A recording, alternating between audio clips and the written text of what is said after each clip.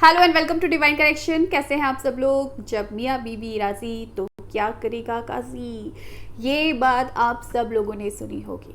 जब दो लोग साथ में एक दूसरे के रहना चाहते हैं, दो लोग एक दूसरे से ज़िंदगी भर प्यार करना चाहते हैं, दो लोग साथ में ज़िंदगी गुजारना चाहते हैं, दो लोग शादी करना चाहते हैं, तो बाकी लोग क्या सोचते हैं और बाकी लोग क्या चाहते हैं इस चीज़ से कोई फ़र्क नहीं पड़ता। लेकिन चक्कर ये है कि फ़र्क पड़ता है, एक्चुअली में फ़र्क पड़ता है, क्योंकि समाज ऐसा है। बहुत ज़रूरी होता है कि हमारे पेरेंट्स रज़ामंद हो हमारी शादी के लिए, हमारे बड़े समाज जो भी लोग हैं उन सब की रज़ामंदी, उन सब की मंजूरी हमारी शादी में होनी बहुत ज़रूरी है।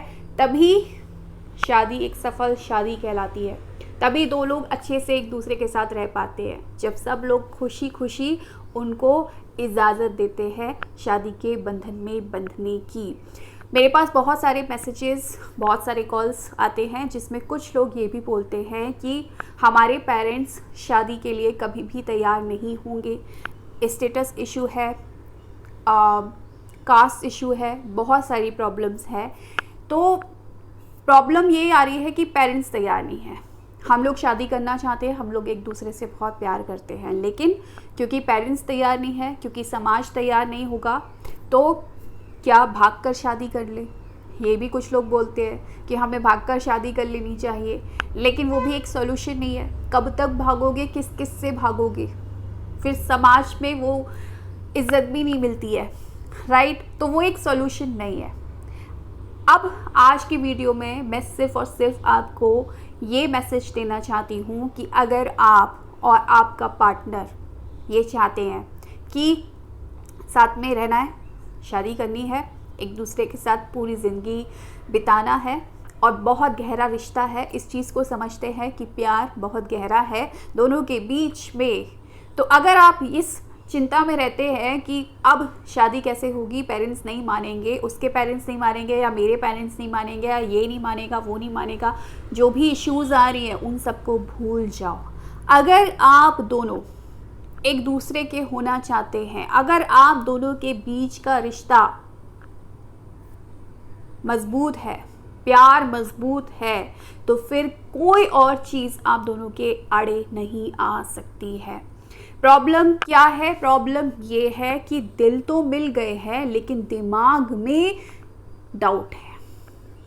प्रॉब्लम ये आती है, दिल से आप दोनों एक हैं लेकिन दिमाग से एक नहीं हो पाते हैं, क्योंकि वही वाली चीज़ आ जाती है कि कैसे होगा, शादी होगी कैसे। प्रॉब्लम्स दिखाई दे रही हैं, पेरेंट्स दिखाई दे रहे हैं जो बात सुनने को तैयार नहीं है, जो मान नहीं रहे हैं, इतनी सारी चीज़ें हैं, तो कैसे होगा। ये वाली प्रॉब्लम आती है। दिल और दिमाग के बीच एक युद्ध सा चलता है, एक मतलब कॉन्फ्लिक्ट चलता रहता है, और इस वजह से आप कई बार सेक्रीफाइस करते हैं या कई बार हार जाते हैं। यहाँ मजबूती है, यहाँ मजबूती नहीं है, और यहाँ से जैसे ही हार गए, रिश्ता हमेशा के लिए छूट गया, टूट गया, क्योंकि यहाँ से उस चीज़ को नहीं मान पाए कि अभी भी कुछ हो सकता है और आप दोनों एक हो सकते हैं, आप दोनों की शादी हो सकती है। ये चीज़ मैं आपको खुश करने के लिए नहीं बोल रही हूँ कि अगर आप लोगों ने ठान लिया, मान लिया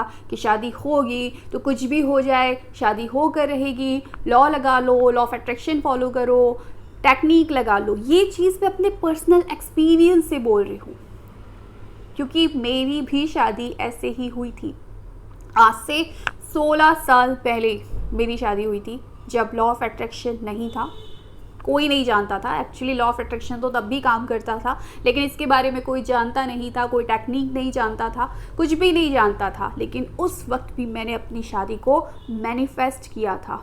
बहुत सारी प्रॉब्लम्स थी मेरी शादी में, कास्ट अलग था, और भी बहुत सारी दिक्कतें थी, बहुत ही सारी दिक्कतें थी। कभी हुआ तो डिटेल में आपके साथ डिस्कस करूंगी, लेकिन बहुत सारी दिक्कतें थी। ऑलमोस्ट इम्पॉसिबल था हमारी शादी होना, लेकिन यहाँ से मजबूती थी मेरे अंदर, और ये जो पावर मेरे अंदर आई थी, ये जो मेरा हमेशा से एक मजबूती रही है मेरे दिमाग में कि ये चीज़ अगर मेरी है तो मेरी ही है और मुझे मिलकर रहेगी। और विश्वास था यूनिवर्स पे उस वक्त भी, कहीं ना कहीं अनकॉन्शियसली मैं लॉ ऑफ अट्रैक्शन यूज़ करती ही थी। एक डायरी मैंने बना रखी थी जहाँ पर मैं अपनी विश लिखती थी और मैं सोचती थी कि मैं जो भी इस पे लिखूँगी वो पूरा होगा। ये लॉ ऑफ अट्रैक्शन की ही टेक्निक्स हैं, लेकिन मुझे नहीं मालूम था क्या होता है लॉ ऑफ अट्रैक्शन, पर मैं करती थी। मैं यूनिवर्स को बोलती थी कि ये चीज़ तो होगी। भगवान जी, उस वक्त मैं बोलती थी भगवान जी ये चीज़ तो होगी, और मैंने बोल दिया, सोच लिया, हो जाएगा, क्योंकि मजबूती यहाँ पर है। तो यहाँ पर अगर आप इमेजिन नहीं कर पाते ना कि आपकी शादी होगी, तो वो नहीं हो पाती है। तो अब सिंपल सी चीज़ ये है कि अगर आप अपनी शादी करना चाहते हैं अपने पार्टनर के साथ और आपको लगता है कि आपका पार्टनर भी आपके साथ शादी करना चाहता है, भले ही आज वो किसी और से शादी करने पर मजबूर हो रहा हो, शायद उसकी इंगेजमेंट हो गई हो, उसके लिए रिश्ता देखा जा रहा हो, वो अपने पेरेंट्स के दबाव में आ चुका हो या समाज वालों के दबाव में आ चुका हो, लेकिन अगर आप ये जानते हैं कि आप जिससे प्यार करते हैं उसके अंदर भी आपके लिए फीलिंग्स है और कहीं ना कहीं वो भी चाहता है कि आपसे उसकी शादी हो जाए, तो सिर्फ क्या करना है, यहाँ पर मजबूती लानी है। यहाँ पर इमेजिन करना है कि आपकी शादी आपके पर्सन के साथ हो रही है, और जैसे ही यहाँ पर आप सोच लेते हैं ना कि ये चीज़ हो गई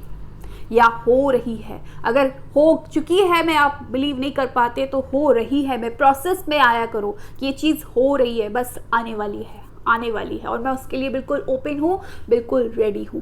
ये फीलिंग आपको पकड़नी है। बहुत सारे प्रोसेस होंगे बीच में, इस बीच हो सकता है आपके पार्टनर का रिश्ता तय हो जाए, आपका रिश्ता तय हो जाए, आपके पेरेंट्स बिल्कुल आपकी ना सुने, आपकी इंगेजमेंट हो जाए, आपके पार्टनर की इंगेजमेंट हो जाए। लेकिन अगर आपने यहाँ पर मजबूती लाई है, अपने दिमाग में सोच रखा है, दिल में तो है ही फीलिंग, चाहते हो, लेकिन अगर दिमाग में ये चीज़ बिठा ली है कि वो पार्टनर सिर्फ और सिर्फ मेरा है, तो पूरी कायनात आपको उससे मिलाने में लग जाएगी। ये बात हमेशा अपने दिमाग में रखना। यहाँ से हार जाते हो, यहाँ से ना उम्मीद हो जाते हो कि अब कुछ नहीं हो सकता, अब तो उसकी सगाई हो गई। सगाई टूट भी जाती है, शादियाँ टूट भी जाती हैं, फिक्स हो जाती हैं लेकिन टूट जाती हैं, क्योंकि जो आपका पर्सन है वो सिर्फ और सिर्फ आपके लिए बना है। अगर ये चीज़ आपने यूनिवर्स को बोली है और इस पर आप बिलीव करते हैं, तो ये चीज़ होकर रहेगी। तो सिंपल सी चीज़ ये है कि अभी जो भी परिस्थितियां हैं, जो भी सर्कमस्टेंसेस आ रहे हैं, आपको उनको अनदेखा करना है। अगर आप ये चीज़ चाहते हैं कि आपके पार्टनर के साथ आपकी मैरिज हो, तो सिर्फ और सिर्फ आपको अपनी मैरिज को फील करना है, उसको विजुलाइज करना है। नो मैटर कुछ भी हो रहा हो आपके आसपास, कुछ भी हो रहा हो, कोई भी सर्कमस्टेंसेस ऐसे हो जो आपको हिलाते हो उस वाइब्रेशन से, आपको नेगेटिव फील कराते हो, लेकिन फिर भी आपको सिर्फ और सिर्फ एक फीलिंग पकड़ के रखना है कि मेरे पार्टनर के साथ मेरी मैरिज हो रही है, मेरा पार्टनर सिर्फ और सिर्फ मेरा है। अगर आप इस फीलिंग को पकड़ने में कामयाब रहते हैं, तो डेफिनेटली जो चीज़ आप सोच रहे हैं, जो आप विजुलाइज कर रहे हैं अपने पार्टनर के साथ अपनी शादी को, वो चीज़ एक दिन ज़रूर ज़रूर ज़रूर पूरी होगी। सिर्फ आपको यहाँ से हिम्मत नहीं हारनी है, यहाँ से नेगेटिव नहीं होना है, चाहे कोई भी सिचुएशन इस वक्त चल रही हो। और जैसे ही आप सिर्फ और सिर्फ इस फीलिंग में रहते हैं कि आपके पर्सन के साथ आपकी शादी हो रही है, हो चुकी है, आप ऑलरेडी मिस्टर एंड मिसेस बन चुके हैं, देन वो चीज़ डेफिनेटली होकर ही रहेगी।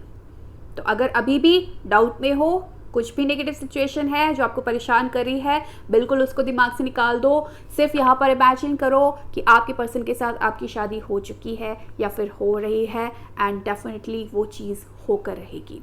So thank you so much for watching my video. Bye.